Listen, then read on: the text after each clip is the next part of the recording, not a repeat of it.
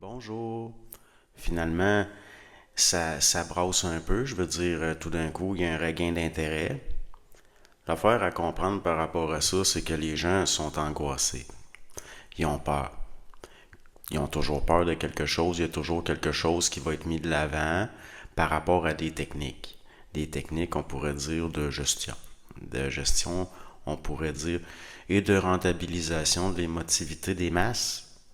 Donc, c'est certain que pour des gens qui sont dans le coaching, des choses comme ça, de plus en plus, les gens vont avoir comme coach, que ce soit à n'importe quel niveau, parce que l'intelligence artificielle a la capacité de compiler des données, vont avoir comme coach des intelligences artificielles. De plus en plus, il y a de plus en plus de gens qui vont perdre leur emploi, notamment au niveau de sciences molles, comme tout ce qui est lié aux ressources humaines, au travail social. C'est certain. Ce qui s'en vient, c'est même pas une révolution technologique, c'est une révolution sociale, jusqu'à un certain point. Donc, si on regarde dans les années 50, il y a des nouvelles molécules qui étaient sorties, c'était la biologie, la biochimie du cerveau, puis on appelait ça une révolution, puis on considérait que ça allait tout régler, que ça allait tout régler. Après la mort de plusieurs personnes à cause de barbituriques, puis aussi des bavures au niveau de certaines théories par rapport à des lobotomies, des choses comme ça, les gens ont fini par se rendre compte que c'était pas la révolution qu'ils pensaient. Il y a eu ce qu'on a appelé la révolution du cerveau, c'est-à-dire qu'on considérait qu'on allait totalement comprendre le cerveau, puis que ça allait être une révolution.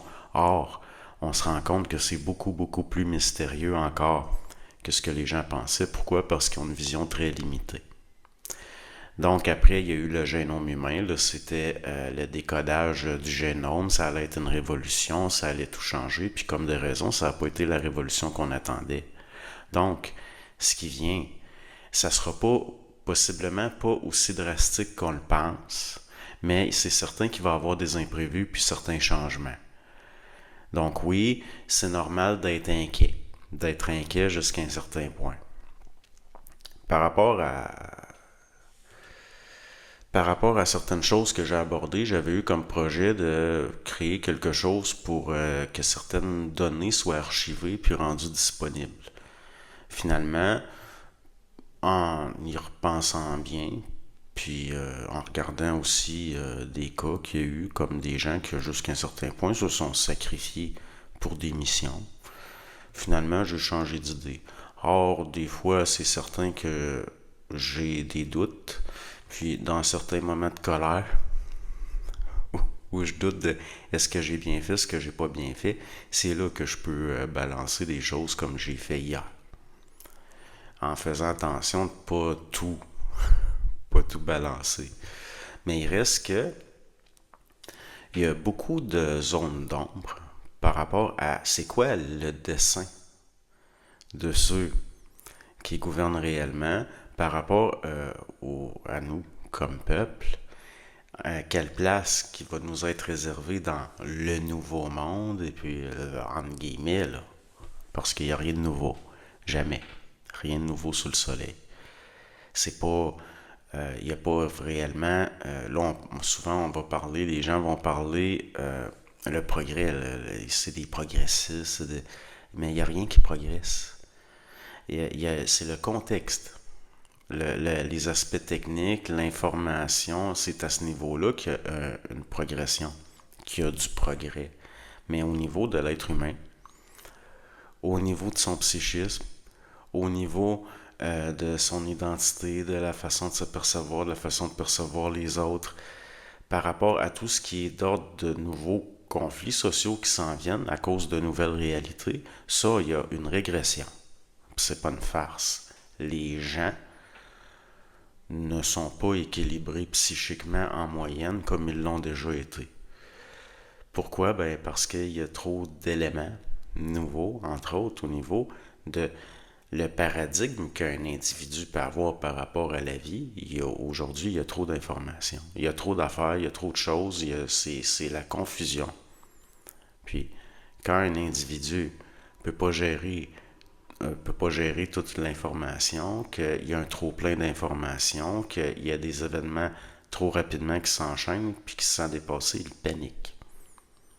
Parce que la panique, comment je pourrais dire ça, justement, c'est un effondrement structurel au niveau de la gestion de l'information, entre autres.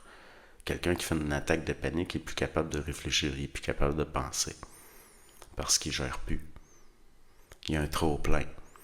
Donc, on va assister à toutes sortes de choses. C'est certain. Au niveau des angoisses existentielles des masses, par exemple, il est normal qu'il y ait des réactions au niveau de gens très conservateurs, des réactions agressives par rapport à ces technologies-là qui viennent. Le problème, c'est qu'on ne peut pas drastiquement, totalement rejeter tout ou passer à côté ou l'éviter totalement, à moins de devenir des Amish, à moins de devenir des Nénonites. Et ça, c'est hors de question pour beaucoup de monde. Premièrement, parce que pas tout le monde qui est obsédé par l'Ancien Testament, comme certains groupes. C'est pas tout le monde qui... Jusqu'à un certain point, nous atteignons une époque où, si nous n'avons pas été enfermés dans un paradigme, comme certaines personnes qui sont nées dans certaines communautés, on n'y échappera pas, c'est impossible. Il va falloir faire avec. Puis comme je l'ai dit souvent, le créatif, c'est faire avec.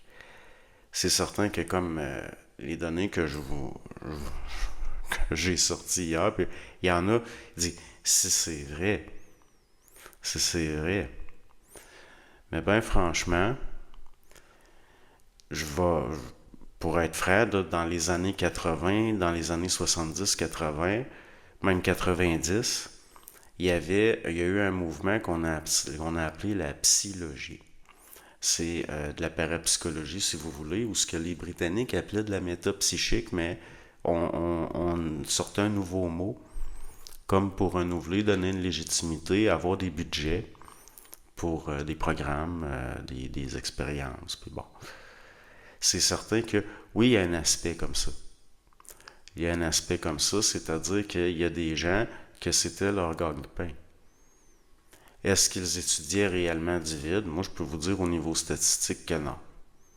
Parce qu'encore là, j'ai de la documentation par rapport à des résultats que c'est au niveau statistique qu'on peut constater qu'il y a quelque chose. Et même si on ne comprend pas tout à fait encore le fonctionnement de tout ça, je parle grand public général, ou même, on pourrait dire même le scientifique très bien formé général, il reste que il y a présence de phénomènes, puis c'est notable. Même c'est pas parce qu'on comprend pas tout à fait encore le fonctionnement de certaines choses que ça vient nier leur existence, au contraire. C'est là où on s'en vient dans des sujets extrêmement délicats. Pourquoi? Parce qu'au niveau du progrès, à tout prix, il y en a qui vont sacrifier le bien-être psychique de sujets. C'est certain. Puis ça va continuer. Quitte à faire des essais-erreurs, à jouer même avec, si on peut dire, faire des expériences avec les masses. Pendant des années, j'ai parlé, vous savez, ce qui était dit par rapport à ce qui est arrivé, par exemple, en France, sous l'occupation américaine, à Pont-Saint-Esprit, que supposément que c'était un empoisonnement à l'ergot de seigle, puis pendant des années, j'ai dit c'est une expérience des Américains. C'est des expériences des Américains sur les masses. Puis, pendant un bout de temps, j'ai douté moi-même de mes propres affirmations, mais à mes yeux, c'était ce qu'il y avait de plus logique. Eh bien, il semblerait maintenant, avec les années, puis à mesure, puis qu'il y a de nouvelles affaires, puis que ça commence à sortir, puis c'est su maintenant. C'est considéré comme tel. Est-ce que le système français a réellement défendu là où sa population était lésée au niveau de l'occupation américaine, qui jusqu'à mes yeux, jusqu'à un certain point, malgré ce qu'on a dit sur De Gaulle, à mes yeux, la France est encore sous l'autorité de... Donc, est-ce que nos propres dirigeants, nos propres autorités, est-ce qu'ils sont toujours complices de... Ben oui, très certainement. C'est comme par rapport à ce qui a été dit sur les orphelins du Duplessis, il n'est pas juste une question d'avoir mis des enfants en psychiatrie pour des subventions, puis c'est pas juste du... Il y a eu d'autres affaires aussi. Il y a eu de l'expérimentation encore là. Est-ce que nous sommes considérés comme des colonies et un bassin, un vivier avec lequel expérimenter? Oui. Ça, je l'affirme hors de tout doute. Vraiment hors de tout doute. Puis, pas besoin de réfléchir longtemps après avoir étudié un petit peu certains aspects de l'histoire pour comprendre que c'est réellement la seule explication plausible par rapport à certaines choses. Les Américains ont maintenant une administration qui a la prétention de nous sauver du wokisme alors que ça vient d'eux, jusqu'à un certain point. Je veux dire, c'est né dans les universités américaines. Les mêmes universités, par exemple, où ont été livrées des expériences sur des sujets comme Theodore Kaczynski, par exemple. Maintenant, les Américains c'est le tigre du Maharaja, c'est des techniques comme ça, dans le sens que ils vont fabriquer un problème, puis nous imposer leur solution en nous faisant croire que nous n'avons pas le choix. Or, est-ce qu'on va passer le reste de l'histoire, les différentes nations, à nous faire sauver par les Américains de choses financées par eux? C'est là la question que je pose. C'est pour ça que, par rapport à... c'est comme la crise du fentanyl, la crise des opioïdes, elle est née où? Ça vient des Américains et à mes yeux, ça a été voulu, ça a été planifié. C'est quoi le vrai fascisme? Le vrai fascisme, c'est quand des corporations, puis l'État, qu'il n'y a plus de notion de conflit d'intérêts, il n'y a plus rien, il y a une sorte de fusion entre le corporatisme des plus grandes entreprises d'une nation, puis l'État, puis même les sous-agentures les plus obscures. À mes yeux, il est là jusqu'à un certain point, le vrai fascisme, c'est-à-dire que c'est une forme de socialisme extrémiste qui considère l'être humain comme de la ressource ou à rentabiliser, entre autres. Donc, par rapport à ce qui vient, puis ne vous étonnez pas. Ne vous étonnez pas de voir des personnes qui ont été mises de l'avant dans les dernières années, comme, je sais pas moi, Idriss Aberkan et compagnie, ou Berkoff, recevoir d'autres personnes qui ont été mis de l'avant au cours des dernières années. Dans le sens que, est-ce que c'est sciemment? Est-ce qu'ils sont au courant que jusqu'à un certain point, ça nourrit un certain agenda, un certain narratif alternatif? Ça, je suis pas certain qu'ils sont au courant, mais que ce soit volontaire. Une des choses dont je suis certain, c'est que cet état de fait-là est instrumentalisé. Pourquoi est-ce que Maxime Bernier est allé accorder une entrevue à Infowars? C'est se tirer dans le pied, c'est se nuire, c'est se discréditer de bien des façons, parce que au niveau d'un parti politique, puis de se faire élire, il reste qu'il faut ratisser large et éviter les cloisonnements et d'être trop niché au niveau de la clientèle qu'on courtise jusqu'à un certain point. Donc, il y a là quelque chose d'illogique.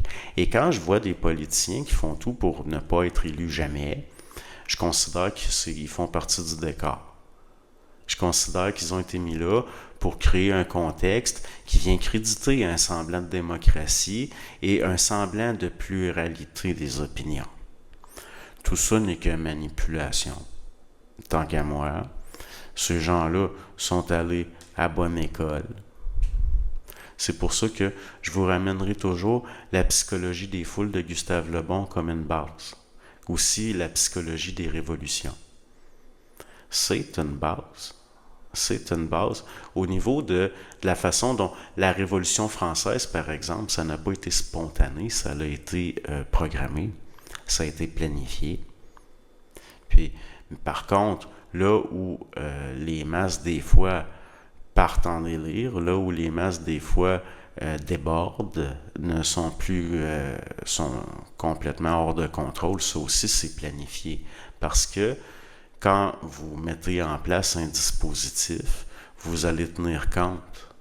Vous allez tenir compte des différentes données. Puis ça en fait partie au niveau du comportement humain.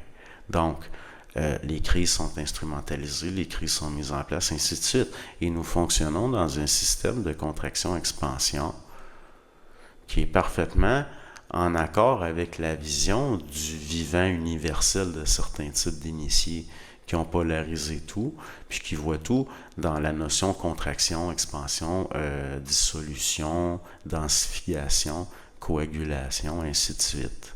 Et tout est fait comme ça. Au niveau de ce qu'on sait instinctivement, je parle de savoir, vous l'avez déjà.